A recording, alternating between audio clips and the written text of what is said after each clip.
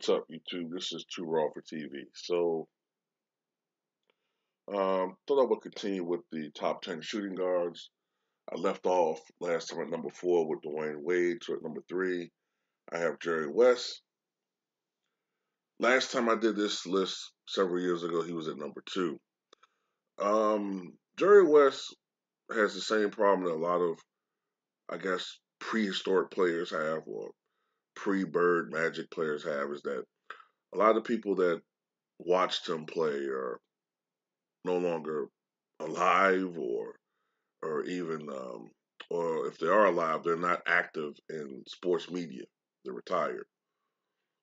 So because of the fact that most people who are in sports media did not watch him play, nor did they even bother to watch games where he played, they usually have this general feeling that most of the players that played in that era were unskilled, and therefore their competition was inferior. Therefore, they just don't regard those players as being much more than role players today if they play today. Um, I think there's a very disrespectful way of looking at it. I think if you take players like Jerry West and Oscar Robertson, put them in today's NBA, if anything, they'd be even better players with all of the advancements in nutrition and elective surgeries and how people recover faster and all the different treatments that people have, and you know, some of the medicines that we have today. You can't help but think some of these guys would be even better, but that's just my opinion. Jerry West, until the mid 1980s, was considered the greatest shooting guard in the history of the NBA. Okay, for his career, he averaged 27 points a game, one of the highest scoring averages of all time. It's right around what LeBron James and Kevin Durant has been able to average. But in Jerry West's situation, you have to consider the fact that there was no 3-point line back then when he played. So you have to take that into consideration. His 29.2 points per game in the postseason until Michael Jordan was the highest ever for a playoff average for a career. Now I think that's third all time behind Jordan's 33.4 points per game and behind Iverson's 30.3 points per game, I think it is. He's just ahead of Durant, who's averaged 29.1 points per game, and LeBron James, who averages 28.8 points per game in the playoffs. Um, Jerry West was known as Mr. Clutch. He had a knack for making sometimes miraculous shots and big shots when they counted. Two shots that come to mind would be the game winner in the 1972 All-Star game and also the game tying shot. I think it sent the game to overtime. The 63-foot shot that he made against the New York Knicks in the 1970 NBA Finals. In today's NBA, that shot would have won it because of a three-point basket. Phenomenal player, great scorer. He was a combo guard. He had the passing and playmaking skills of a point guard, but he had the scoring prowess of a shooting guard. More of an outside perimeter guy, more of a mid-range guy, but he would occasionally take it to the basket. When he was younger, he was a stronger rebounder. But over time, when you're dealing with the likes of Wilt Chamberlain and Walt Bellamy, it's going to make your ass stay on the perimeter more often, especially if you start dealing with injuries. But he was a strong rebounding shooter. Um, what else do I want? He was one of the best defensive players in the league. Had there been an all defensive team for the entirety of his career, he would have perennially been on all defensive first and second teams. And he was unofficially amongst the leaders in steals every year he played, even though they didn't count them until his last year. Even in his last season of playing in something like 31 games, he averaged 2.6 steals per game, which I believe, had it been a full season, might have led the league. Or if he played more games, I should say, he would have led the league.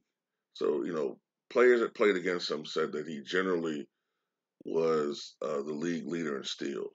So, you got to go by what players say. Knocks against Jerry West, he suffered from a lot of injuries, and that's reflected by the number of games he played in. He played in 14 seasons, the same as Oscar Robertson. However, Oscar Robertson played in 1,074 games, while Jerry West played in only 932 games. Still a lot of games, but he missed a lot of games due to injury. And one of the biggest knocks against him is his 1-8 finals record. Um, he lost 8 out of 9 finals appearances, and a lot of modern day fans, since they don't really know details about his career, they kind of latch on to things that are simple. 1-9 and 1-8 in the finals. That's something that's simple. What they don't take into context is this: not making excuses. Lakers should have won more championships. It should count against Jerry West's legacy. However, I do notice that it seems to hurt West more than it does Elgin Baylor, which is kind of the opposite in this country, if you catch my drift. With the way things always go in this country, you would think it would hurt Baylor more than it does West. But that also goes to show you something else about our mentality. For some reason, people perceive Jerry West as the leader of that team. I wonder why. So because he's considered the leader of that team, he bears more of the responsibility of the losses, even though initially Elgin Baylor was the leader of those teams.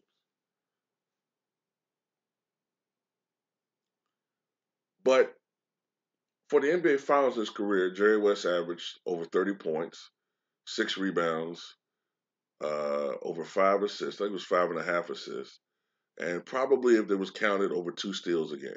If it was counted, I'm just guessing. All right. So it wasn't his play that hurt them. Maybe individually in some games he had some bad games, but overall, Jerry West was terrific in the finals. As a matter of fact, he was terrific in the playoffs in general. You know, he still holds the record for a highest scoring average in a playoff series. I think it happened in 1965, and I believe it was against the then Baltimore Bullets when he averaged 46.5 points per game in that series. And yes, you heard me correctly. He averaged 46.5 points per game. Um, but Jerry West did not have an easy life, nor did he have an easy career. Uh, he dealt with a lot of personal issues. He dealt with what is now considered severe clinical depression, and he battled suicidal thoughts. These are some things that have come out about Jerry West over the years. Okay, but you know, uh, but the acclaim that he's received as a player and recently as an executive should never be, uh, you know, denigrated. I mean, he's earned these accolades. Jerry West was born in 1938 in West Virginia. Um, he was one of 6 children. He was very poor as a child. His mother was somewhat abusive, but his father was extremely abusive to him, to the point where, as an older child, teenager, he slept with a shotgun under his bed in the event that he might have to kill his father, because his father was that abusive. I mean, not just pushing. I mean, his father punched him. You know, he suffered a tragedy younger when he was younger, when his older brother David, who was serving in the Korean War, was killed in action. And this created a personality change in Jerry West from being a a rather garrulous and outgoing young boy to being very introverted and shy. He was small.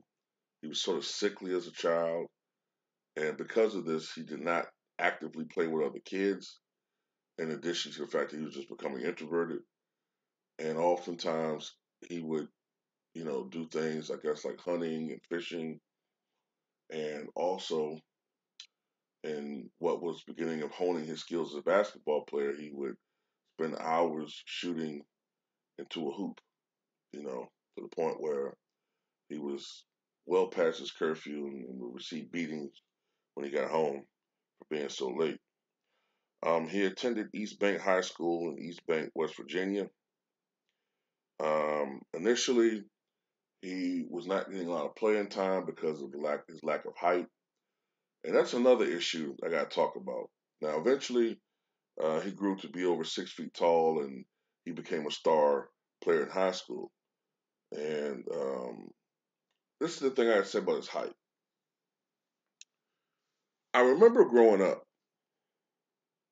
When I say growing up, I mean when I'm in high school, middle school, high school. And I remember seeing him being listed as 6'2", right? And I would look at footage of Jerry West, and I would say to myself, he looks taller than 6'2". And I was comparing him to other players on the team. Players that I knew were listed as 6'6", 6'5", and I would look at Jerry West. I'm like, he can't be 6'2". He has to be more like 6'4" ish, right? So it got to the point where when I had like NBA Live or 2K, I would literally change his height from 6'2" to 6'4". So it came out recently, a couple years ago, that Jerry West said that that NBA listing was incorrect, that he was actually 6'3" and a half, which would put him right around 6'4", which would make me correct in my assessment and put him around the same height as a Dwayne Wade. So now, it makes more sense. I'm like, for him to dominate the way he did, I would say Jerry West had to be a little bit taller than 6'2".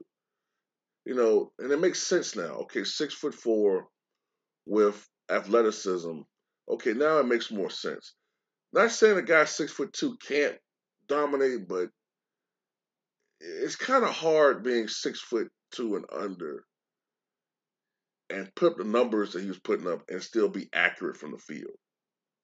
You know what I'm saying? Mostly an outside shooter, but you still shoot 48% from the floor. I don't know. But anyway, after his rather impressive high school career, he received offers from over 60 different universities, but ultimately he chose to stay close to home and went to West Virginia University. And as a freshman, he averaged nearly 18 points and 11 rebounds. And he started in all of 28 games while shooting nearly 50% from the floor and 73% from the foul line. And that year he earned an All American third team call up, first team All Southern Conference, and Southern Conference Tournament Most Valuable Player. His next year, Jerry West would average 27 points and 12 rebounds per game. And he just continued to improve as a player to the point where in his final year, he averaged 29 points, 16 and a half rebounds, over 50% shooting from the floor, and 77% from the foul line. That final year, he had 30 double doubles and 15 30-point games. Before he was drafted, he played on the 1960 Olympic team, which, with the sole comparison of the 92 Dream Team, many people consider that Olympic team the greatest ever. The only competition may be 92. Some may say 96 Dream Team. But that team consisted of Jerry West, Jerry Lucas, Oscar Robertson, I believe Walt Bellamy, and some other notable stars in the 1960s play on that Dream Team. They're definitely the greatest amateur team of all time. But in 1960, Jerry West was picked second overall by the then Minneapolis Lakers. They were about to leave Minneapolis and go to LA. They had already acquired Elgin Baylor 2 years prior. And with Jerry West's acquisition, they had probably the best duo in the NBA at that time. Unfortunately, the Lakers were always weak before they acquired Wilt several years later. They were always weak and undersized at the center position. And this is what hurt them time and time again when they played Boston in the finals in the 1960s. Bill Russell, you know what I'm saying, who, no matter how much I might think he's slightly overrated, he still was a great big man for his era. He utilized this mismatch and had some of his better games and some of his biggest playoff games against the Lakers because of the lack of a matchup. So no matter what Elgin Baylor or Jerry West might do in these series, no matter how many points they might score, whether it's a 49-point game, whether it's a 53-point game by West or whatever, it was never enough. You know, individually they might score big. Uh, you know, Baylor had a 61-point game in 1962 NBA Finals, but it was never enough to eventually overtake the Boston Celtics. The Celtics just had too many weapons and too many Hall of Famers on that team. Also, it can be stated that as the years went on, Jerry West became the dominant player on that team. And you can actually kind of say that Elgin Baylor started to hurt the team a little bit more than he helped them in some instances. By that I mean, even though Baylor was the bigger player, he was not as good a shooter nor as accurate as Jerry West. Jerry West, for his career, shot over 48% from the floor, which is comparable to what players shoot today, whereas Baylor shot 43% or so from the floor, which is sort of the percentage you would see with a volume score. And as he got older and lost some of his athleticism after the knee injuries, sometimes he could shoot the Lakers out of games. Okay, that's another thing that doesn't get talked about with the Jerry West Finals scenario. I mean, I'm just being honest. Um, so when the Lakers acquired Wilt Chamberlain, this was thought as a trade that could finally put them over the hump, and it should have. Okay, this should have put them over the hump. In the 1969 NBA Finals, if I'm not mistaken, at one point the Lakers had a 2-1 lead, and they were looking to go up 3-1, which probably would have been insurmountable for the aging Boston Celtics at the time. At that time, Boston was aging and not the same team that they were before. But two of those games, I think Game 4 is one of them, and I think the closeout not closeout, excuse me. I think Game 7, I think was the other one. Two of those games, Lakers just gave away. You know what I'm saying? They just gave away, whether it was through bad play, turnovers, the coach benching Wilt Chamberlain, the duration of Game 7, or whatever it was. Ultimately, Boston was able to prevail 4-3. They won their 11th title in 13 years. But that championship, you know what I'm saying, or coming that close to a championship and still coming up short, plus the nagging injuries that Jerry West was starting to have, it was leaving him closer and closer to retirement. Ultimately, he did not retire. And although Elgin Baylor did retire, I think 8 or 9 games into the 1971-72 season, that's the season that, and I think it was actually the game that he retired that started the 33-game winning streak. And the Lakers were going to a 69-13 record, which at the time was an NBA record. And they went on to win their first championship in LA and their sixth overall franchise championship, the previous 5 being when they were in Minneapolis. And this is something that I forgot about. Jerry West, excuse me, by this time was basically the point guard. He was the playmaker. Gail Goodrich was the shooting guard. His job was to score, which answers the question as to the idiot that did that article the other day. Why did Gail Goodrich only average 4.7 assists? Because he was more of a shooter. His role. You gotta look at things deeper than just numbers. But anyway, Jerry West did not want to retire after the 1973-74 season. He still was playing very well in his new playmaker role, even though he was getting older at 36. He come off a season averaging 20 points, I believe 5 rebounds, 9 assists. He still wanted to play. But the owner at the time did not want to renegotiate his contract. I think he wanted more money. And West did not want to play anywhere else. So reluctantly, he retired. When he retired, he was the all-time leader in playoff scoring. And, he had sealed the deal as one of the great, great players in the history of the NBA. Although he did not win as much as he wanted to. He did not win as much as he thought he could have. In 1973, his team was unable to repeat, losing to the New York Knicks. So, the fact that he failed so often winning a title does hurt his legacy a little bit.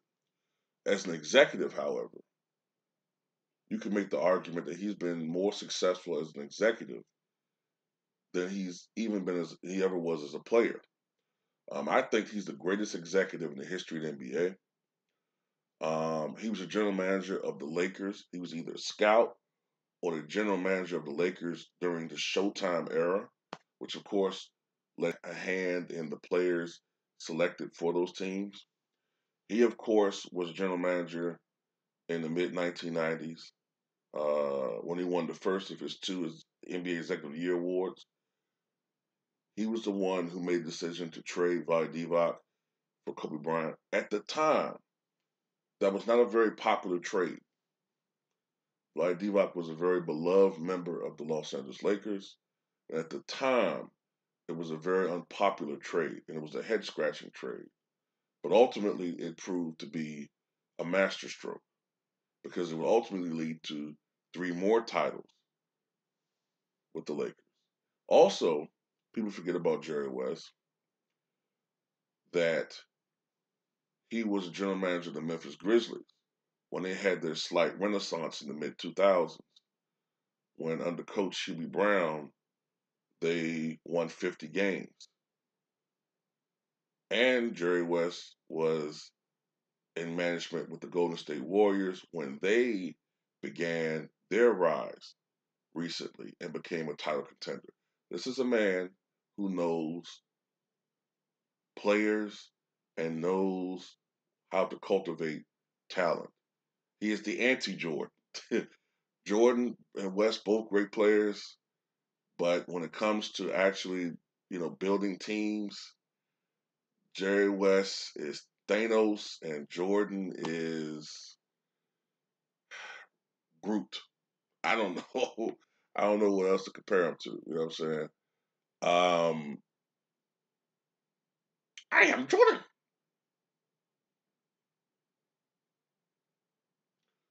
Jerry West for his career scored 25,000. Excuse me, Jerry West for his career scored 25,192 points for a 27 point per game average. hauled down over 5,000 rebounds for a 5.8 average, and dished out 6,238 assists for a 6.7 assists per game average. This was also during a time that I've said before where the NBA was a lot more strict in what they awarded assists on.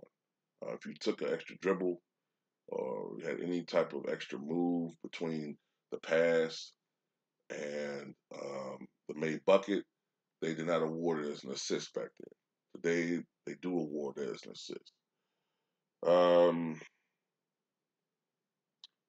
NBA champion 1972. He was the NBA Finals MVP in 1969. How I forget about that? He's the only player in the history of NBA to win Finals MVP without actually having won the championship. He did that in 1969. I think he averaged something around 37, 38 points a game in that series. Um, he was phenomenal, and that gave Jerry West an award, even though the Boston Celtics won their last title. There was some speculation that LeBron James was going to and maybe should have won Finals MVP, even though his team lost in 2015. I was one of the people that thought that that probably should have been the case too, but they gave it to Andre Iguodala. He was a 14-time NBA All-Star, 1972 All-Star Game MVP. He was 10 times All-NBA First Team, 2 times All-NBA Second Team, 4 times NBA All-Defensive First Team, 1970 to 1973. You can only imagine how many All-Defensive First Teams he'd have been part of had they not just started at, I believe in 1968. How many of those teams he would have been on. He was NBA All-Defensive Second Team in 1969. He was the NBA Scoring Champion in 1970. I believe he averaged 31.2 points per game that year. He was the NBA Assist Leader in 1972. This is after they went from scoring the assist and rebounding titles to whoever had the most rebounds, and instead gave it to who averaged the most per game. Jerry West averaged 9.7 assists per game that season. He's on the 35th anniversary team and the 50th anniversary team, and he's going to be on the 75th anniversary team, but they do that soon. His number 44 is retired by Los Angeles Lakers, and his number 44 retired by the West Virginia Mountaineers. And he's won 8 championships as an executive with the Lakers in 80, 82, 85, 87, 88, and 2000, and with the Warriors 2015 and 2017. One of the greatest players of all time. And he won Olympic gold in Rome, Italy in 1960. One of the greatest players in the history of the NBA, Jerry West.